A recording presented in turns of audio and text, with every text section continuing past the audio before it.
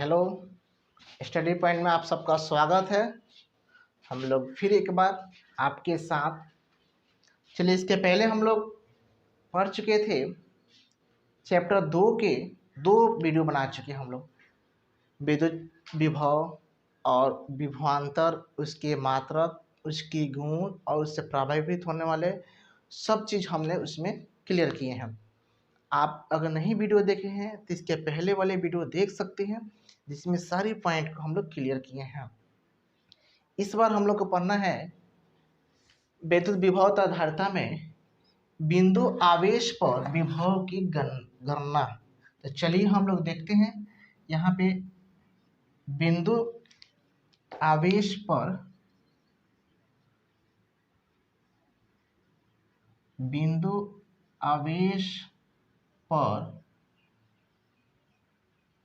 विभव की गणना। ठीक है, हमें बिंदु आवेश पर विभव की गणना करनी है।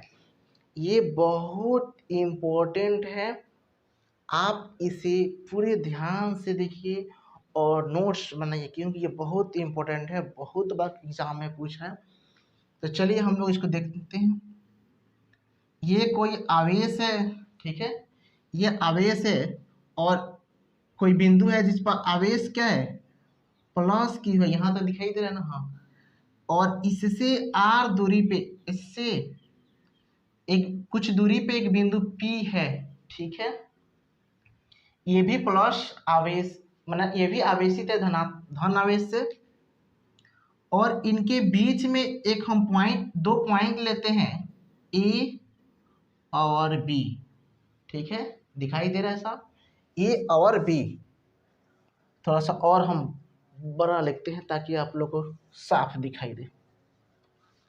यहाँ से कुछ दूरी पे बिंदु P है और इसके बीच में हम दो पॉइंट लेते हैं A और B।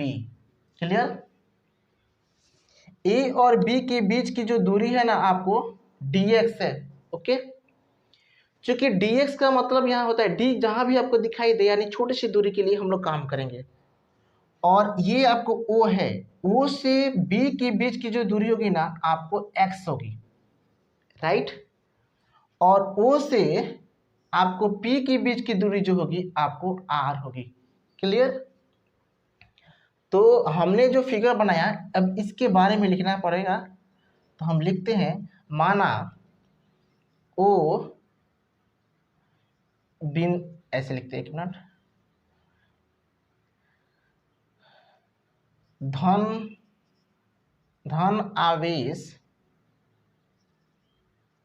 आवेश O पर बिंदु O पे, ओके, बिंदु O पर स्थित है। ये बिंदु O है, उस पे आपको धन आवेश स्थित है, जिससे r दूरी पर बिंदु P, r दूरी पर बिंदु P जहां विद्युत विभव की गणना करनी है। ठीक है, ये r दूरी पर बिंदु P है जहां हमें विद्युत विभव की गणना करनी है। अब देखिए, O से x दूरी पर बिंदु B है, जो एकांक आवेश है। बिंदु B है जिस पे एकांक आवेश स्थित है, एकांक आवेश स्थित है। ओके, क्लियर हो गया? यहाँ O से B पर एक x दूरी पर बिंदु B है जहां हमें एकांक आवेश स्थित किए हैं, और इससे r दूरी पर बिंदु P है जहां पे हमें विद्युत विभव की गणना करनी है। इतना बात आई समझ में? अब हम लोग इसके आगे देखते हैं। देखिए अब पहले हम बिंदु बी पर विद्युत क्षेत्र तीव्रता ज्ञात करते हैं। बिंदु बी पे विद्युत क्षेत्र तीव्रता ज्ञात करते हैं और आप लोग को अच्छी तरह से विद्युत क्षेत्र तीव्रता की फॉर्मूला याद है, 1/4 पाई एप्सिलॉन नॉट क्यू बटा में आर स्क्वायर, यानी उसके बीच की दूरी होती है और यहाँ इसके बीच की दूरी कितनी है, एक्स है, तो एक्स स्क्वायर। क्लियर। तो ये है आपको विद्युत क्षेत्र तीव्रता की फॉर्मूला। अब देखिए हम बिंदु बी पे विद्युत क्षेत्र तीव्रता ज्ञात कर दिए। अब इसके बाद हम बिंदु बी से ई तक किया गया कुल कार्य ज्ञात करते हैं। बिंदु ए से बी तक जो लाने में जो कार्य किया गया उसे हम ज्ञात करते हैं। ठीक है, तो हम लिखेंगे एकांक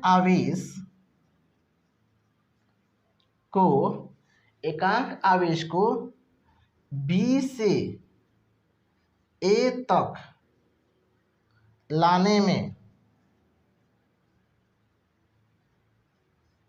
किया गया कार्य। ठीक है, एकांक आवेश को बिंदु बी से ए तक लाने में किया गया कार्य। ठीक है, तो कार्य देखिए कितना कार्य है, हमें इसकी क्षेत्र कितनी है, एकदम छोटा सा क्षेत्र है डी। छोटा सा जब आपको डी दिखाई दे इसका मतलब होता है कि हम छोटे से क्षेत्र के लिए काम करेंगे, और जब छोटे से क्षेत्र के लिए काम करेंगे तो यहाँ डी का यूज किया जाता है, यानी डिफ्रेंसिएशन करना पड़ता है। तो हम इसके लिए करें, तो जब छोटे से क्षेत्र के काम करेंगे तो काम भी तो छोटा होगा, तो जब काम छोटा होगा तो हम यहाँ लिख सकते हैं डी डब्ल्यू, यानी कार्य बराबर बल गुने विस्थापन। फॉर्मूला होता है कार्य बराबर बल गुने विस्थापन, तो बल हो जाएगा आपको ई गुने विस्थापन हो जाएगा आपको डी एक्स। देखिए यहाँ पे डी एक्स है। अब एक बात आई समझ में कि आपको पहले वीडियो में हम जब विद्युत क्षेत्र तीव्रता पढ़ा रहे थे तो आपको हम बताए हैं कि विद्युत क्षेत्र तीव्रता भी एक बल ही है। ठीक है, तो इसीलिए आप ये मत सोचिए कि विद्युत क्षेत्र तीव्रता बोल रहे हैं और बल कह रहे हैं, नहीं, उसको हम विद्युत क्षेत्र तीव्रता को बल भी कहते हैं।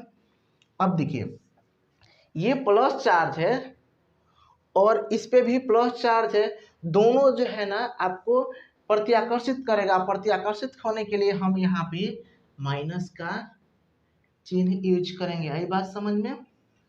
तो चलिए हम अब क्या करते हैं, ई यानी विद्युत क्षेत्र तीव्रता का फॉर्मूला यहाँ से लिखते हैं, 1/4 पाई epsilon not into Q x square dx और माइनस हमने लगा दिया।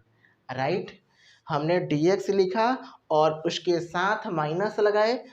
तो हम आपको यह भी बताए थे माइनस हम किस लिए यूज किए थे, माइनस हम इसलिए यूज किए थे कि ये प्रत्याकर्षित होता है। ठीक है, तो आगे हम चलते हैं।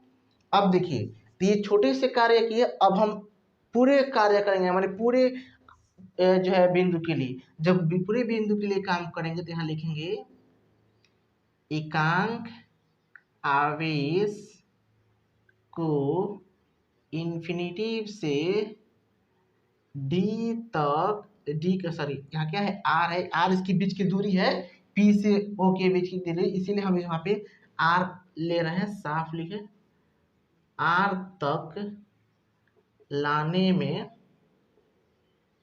किया गया कार्य। ठीक है, देखिए अनंत से डी तक, यानी डी माने उसके बीच की दूरी बार माना है, यानी आर हम माने, तो अनंत से आर तक लाने में जो काम किया जा रहा है ना वो निकालने, पूरा कार्य निकालना है। और जब पूरा कार्य हम निकालेंगे तो इसके लिए हम जो है ना डब्लू का यूज करेंगे, यानी डब्लू बराबर डी डब्लू। और देखिए और पूरे काम के लिए कर रहे हैं ना, तो पूरे काम के लिए जब करेंगे तो इसके लिए हम इंटीग्रेशन करेंगे, यानी इंटीग्रेशन का चिन्ह देंगे।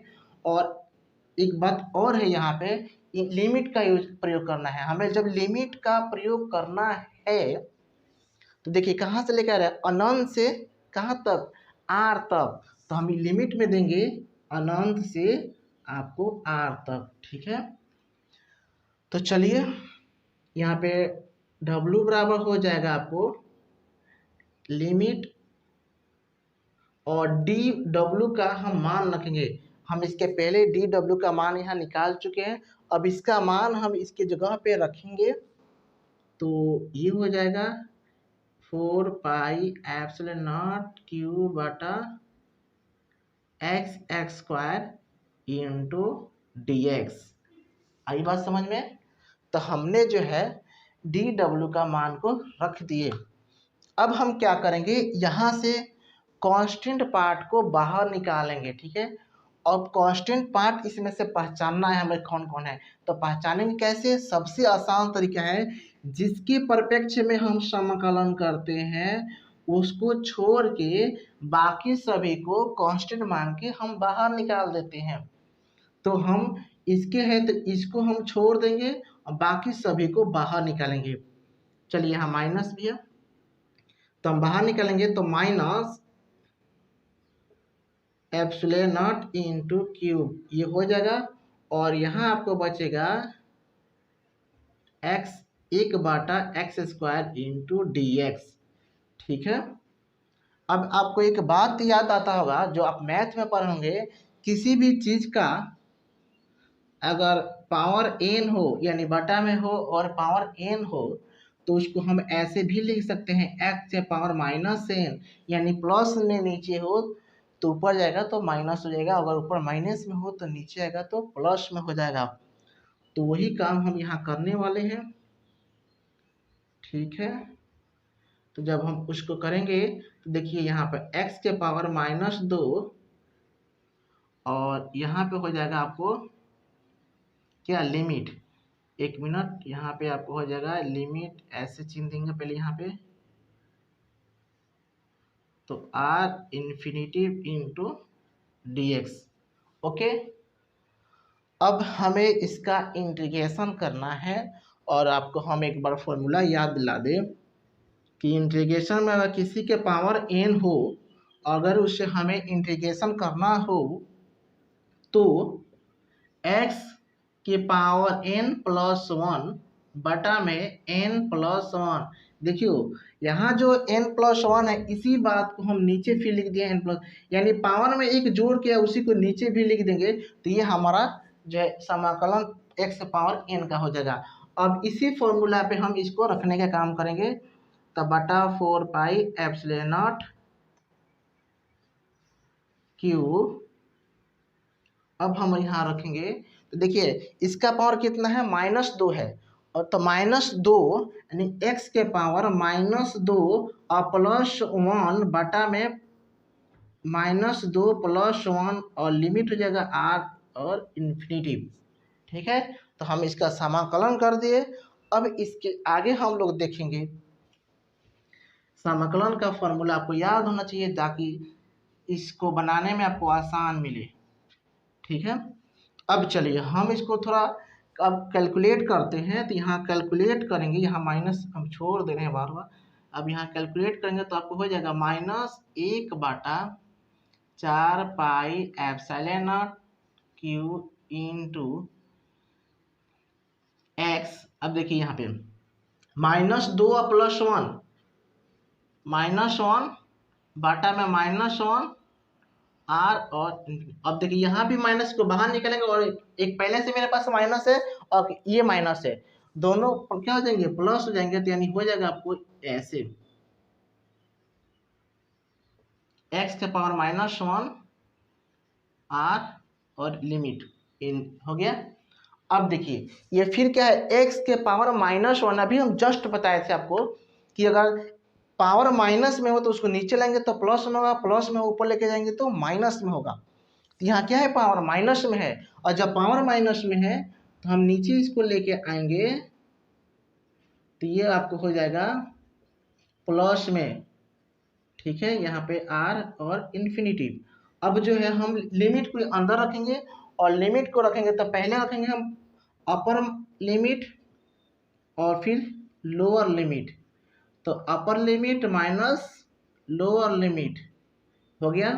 अब आपको पता है कि 1/∞ यानी 1/अनंत जो होता है ना वो आपको 0 होता है।